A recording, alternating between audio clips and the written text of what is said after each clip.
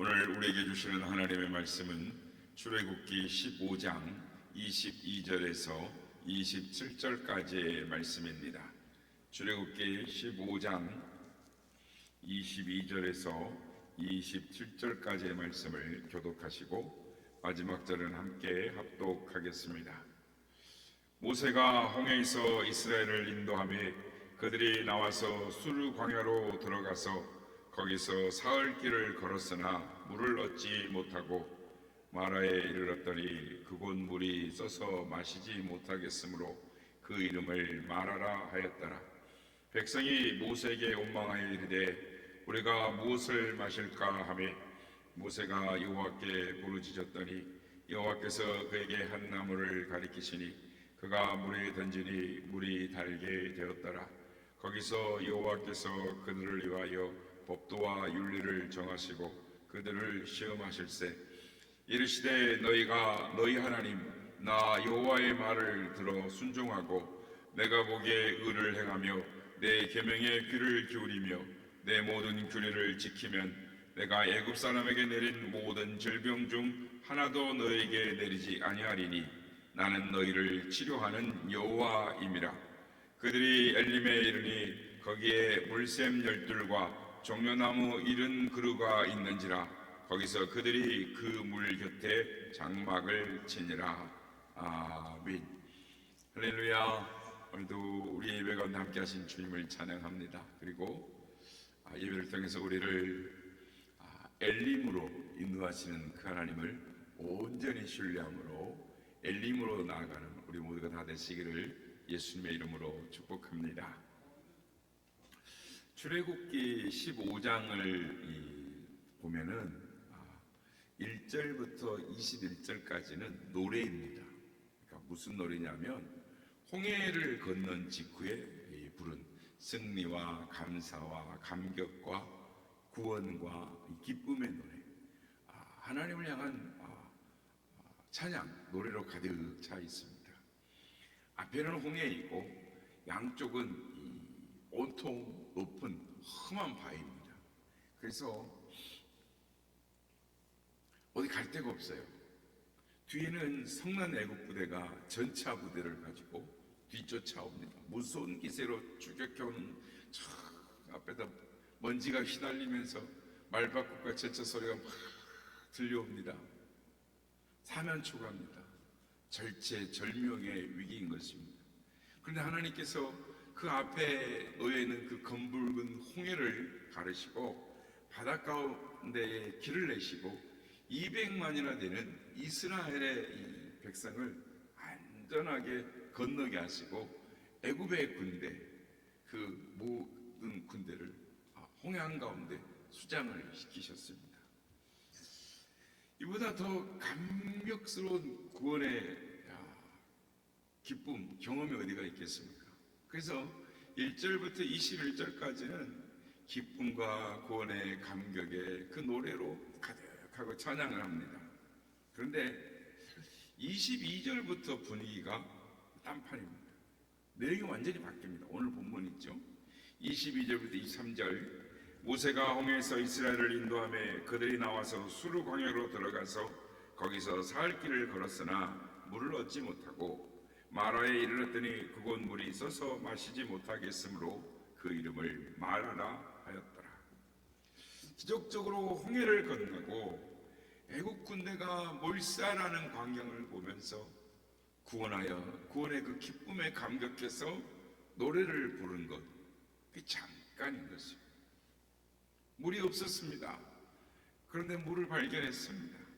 다들 그 물을 보고 안도하는데 그 물을 써서 마실 수가 없습니다. 너무 짜서 마실 수가 없는 거죠. 마라라는 말은 쓰다라는 말입니다.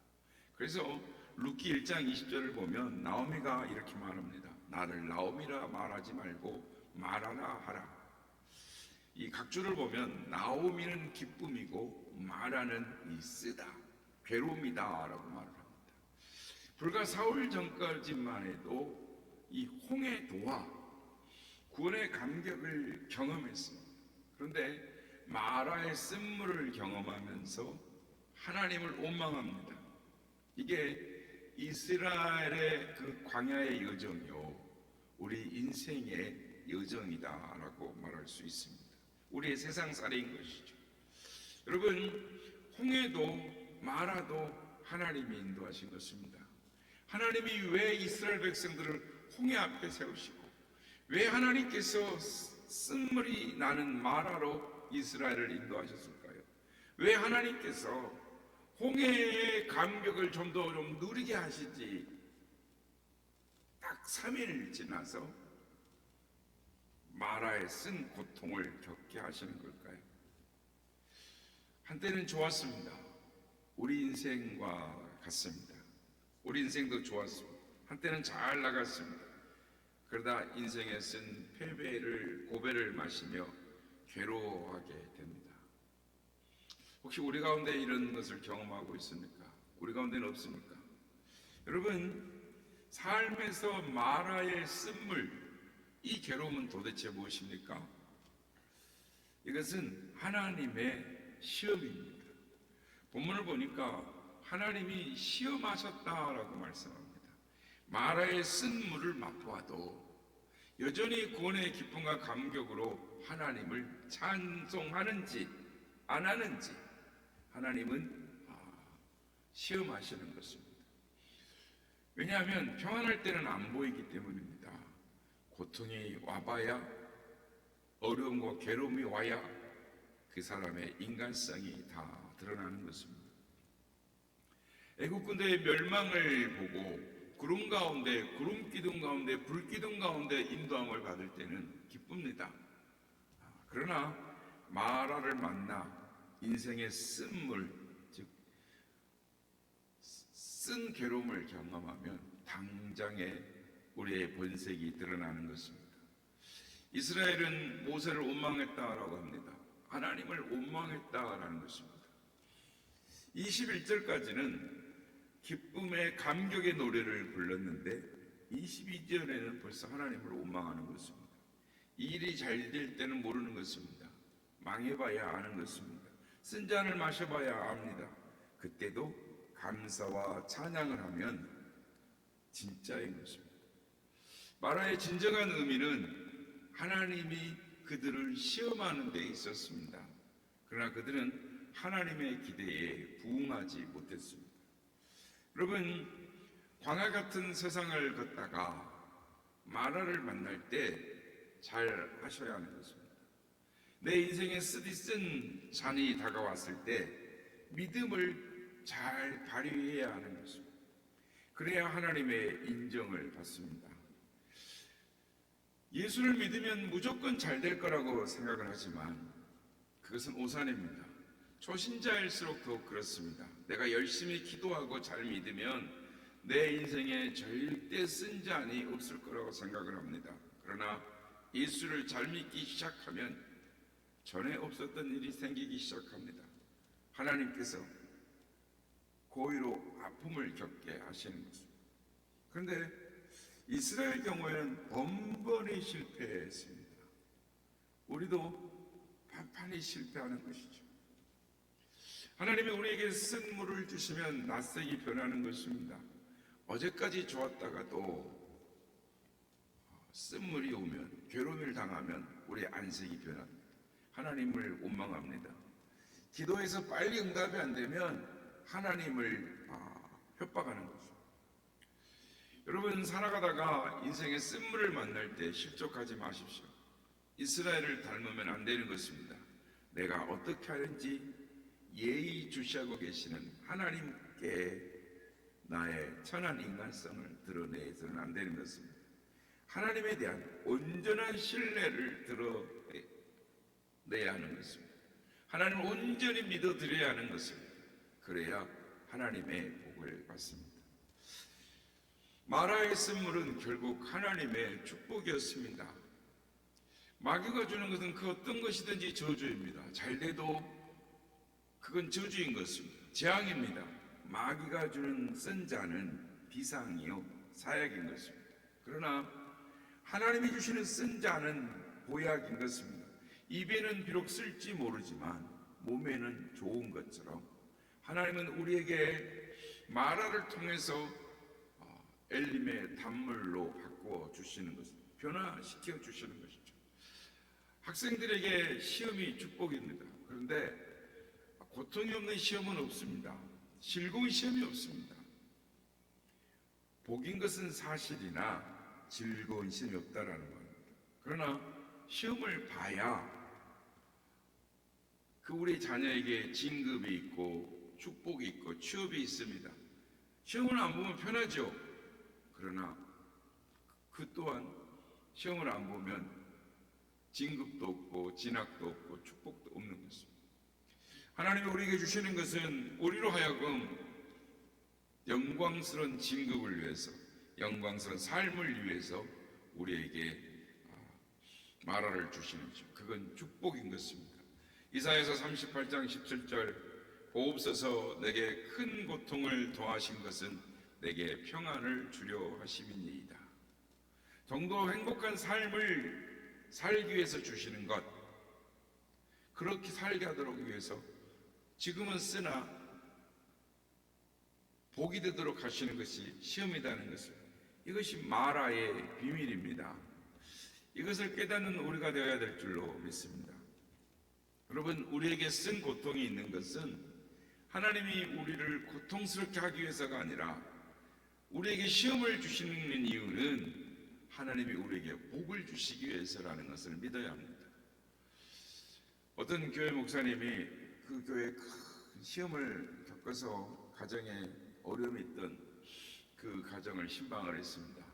그리고 그 가정의 고통을 겪는 것은 다 하나님이 집사님을 사랑해서 주시는 시험입니다 라고 말을 했더니 그 집사님이 팍 하고 화를 내면서 이게 어떻게 하나님의 사랑이냐고, 어떻게 이게 하나님의 축복이냐고 이러면서 막 화를 내더랍니다. 그래서 그 발끈하는 바람에 신방 분위기가 무한해졌다라는 이야기가 있습니다. 여러분, 내가 공부를 하든지 말든지 내버려두는 그 자식에게, 그러니까 그냥 가만두라고 하는 그 자식에게 그냥 내버려두는 거, 그게 사랑입니까? 때려서라도 공부를 하게 하는 것이 부모의 사랑인 것입니다. 주님께서 십자가에 쓴 잔을 마시면서 내 뜻이 아니라 아버지의 뜻대로 하시옵소서라고 하신 것은 그것 외에는 다른 길이 없었기 때문입니다. 사랑하는 여러분, 마라의 쓴 잔 다음은 무엇이 기다리고 있었습니까? 27절 말씀, 그들이 엘림에 이르니 거기에 물샘 열둘과 종려나무 70그루가 있는지라 거기서 그들이 그 물 곁에 장막을 치니라. 엘림은 마라로부터 10km 떨어져 있었습니다. 낙타로 2시간 거리에 있었습니다. 그야말로 엘림은 파라다이스였습니다. 이스라엘은 거기에 장막을 쳤습니다. 여러분, 마라의 쓴물 다음에는 엘림의 단물이 있습니다. 그것도 멀지 않는, 엘림은 언제나 마라 가까이에 있습니다. 그럼에도 우리는 마라가 전부인 줄 아는 것입니다. 엘림의 단물은 멀리 있지 않습니다. 마라에서 멀지 않습니다. 내 현실이 전부가 아닙니다. 절망할 필요도 자살할 필요도 없습니다. 불과 2시간 거리에 엘림이 있습니다. 그러므로 마라를 축복으로 볼 줄 알아야 하는 것입니다. 성도 여러분, 마라는 엘림으로 가는 과정이요 관문인 것입니다.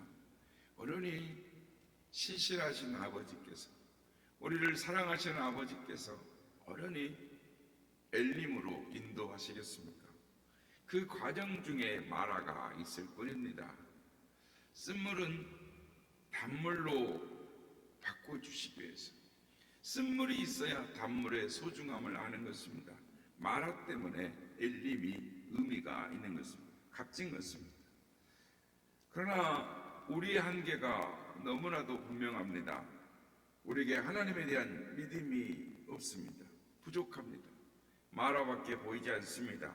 고통스러운 현실밖에 보이지 않습니다. 그러나 여러분, 마라의 쓴물은 하나님의 계시인 것입니다. 백성이 원망하자 모세에게 한 나무를 지시하시면서 그 나무를 쓴물에 던지라라고 하셨습니다. 던져지자 쓴물이 단물로 변했습니다. 하나님이 말씀하십니다. 나는 너희를 치료하는 하나님이다. 이 사건을 통해서 하나님은 우리를 치료하시는 하나님이심을 백성들에게 알려주시기 위해서 계시하시는 사건이었습니다. 그렇습니다. 우리 하나님은 쓴물을 단물로, 맹물을 포도주로 변화시키시고 기간을 해갈로 만드시는 치료의 하나님이신 것입니다. 치료 되신 하나님은 우리의 비뚤어진 인격과 정서와 환경과 처지, 우리의 모든 것을 다 고치십니다. 우리의 빗나간 인생도 다시 새롭게 만들어 주시는 것입니다. 그러면 하나님은 무엇으로 고치십니까? 무엇으로 우리를 새롭게 하시며 무엇으로 쓴물을 단물로 바꿔주십니까? 한 나무입니다. 어떤 나무입니까? 베드로전서 2장 24절 친히 나무에 달려 그 몸으로 우리 죄를 담당하셨으니 이는 우리로 죄에 대하여 죽고 의에 대하여 살게 하려 하심이라. 그가 채찍에 맞음으로 너희는 나음을 얻었나니. 하나님이 가리키신 나무는 이 나무인 것입니다. 쓰디 쓴물을 단물로 변화시킨 것은 십자가입니다. 하나님이 가리키시는 나무가 바로 십자가인 것입니다. 하나님의 유일한 처방이요 절대적인 처방은 십자가인 것입니다. 쓰디쓴 고통의 현장의 한가운데서 하나님이 가리키는 나무는 십자가가 서 있습니다. 쓰디쓴 마라에 십자가가 던져진 것입니다. 사랑하는 여러분, 십자가의 사건은 주께서 마라의 쓴물에 자신을 투신하신 것입니다. 마라의 쓴물을 마시고 고통하는 인생을 구원하시기 위해서, 단물로 변화시키시기 위해서, 지척에 단물이 있는 줄 모르고 고통하는 우리를 구원하시기 위해서, 목말라 고통하는 우리를 엘림으로 이끄시기 위해서 한 사건이 바로 한 나무를 던지신 사건인 것입니다. 그러므로 우리의 쓴 물이 단물로 바뀌어지기 위해서는 십자가로, 즉 우리의 인생의 쓴물 가운데 오셔서 단물로 바꾸어 주시는 그 주님을 인격적으로 만나야 하는 것입니다. 새로운 감격으로 만나야 하는 것입니다. 그래야 새로워지고 치료를 받습니다. 그래야 마라의 쓴물에서 엘림으로 인도함을 받는 것입니다. 바라기는 하나님이 우리를 치료하시는 하나님이심을 믿으시길 바랍니다. 여러분의 마라에 주님을 초대하시길 바랍니다. 주님이 여러분의 마라에 오셔야, 쓰디쓴 마라에 십자가가 던져져야 주님이 오셔야 단물로, 엘림으로 변화되는 것입니다. 바라기는 주님을 여러분의 삶 가운데 초대하심으로 말미암아 주님의 치유와 회복을 경험하시는 우리 모두가 다 되시기를 예수님의 이름으로 축복합니다. 십자가를 내가 지고 주를 따라갑니다. 이제부터 예수로 나의 법에 삼겠네. 세상에서 복이 영화 모두 잃어버려도 주의 평안 내가 받고 영생 복을 받겠네. 수도 공역 당했으니 나도 공역 당하리. 세상 사람 간사하라. 예수 진실합니다.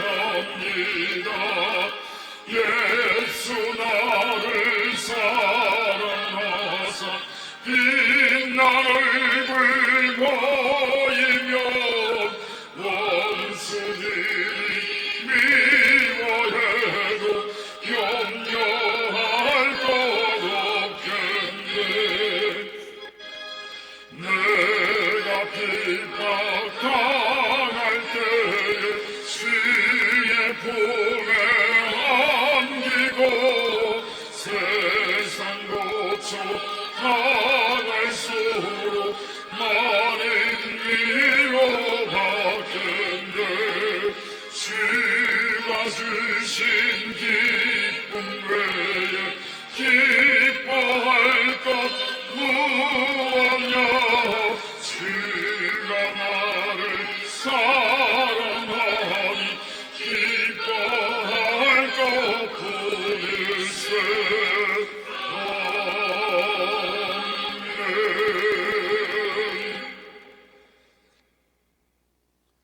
하나님은 우리를 치료하시는 분이십니다. 하나님께서 쓴물을 단물로 바꾸실 때 한 나무를 지시하시고 그 나무를 던지라 하셨습니다. 우리의 쓴물 가운데 주님의 십자가가 들어와야 우리의 인생의 고통 가운데 주님을 초대해야 주님이 들어오셔서 우리를 치유하시고 우리를 변화시켜 주시는 것입니다. 주님을 우리 인생 가운데 초대함으로 하나님의 치유와 회복을 경험하게 하여 주시옵소서. 이렇게 기도하기 원합니다.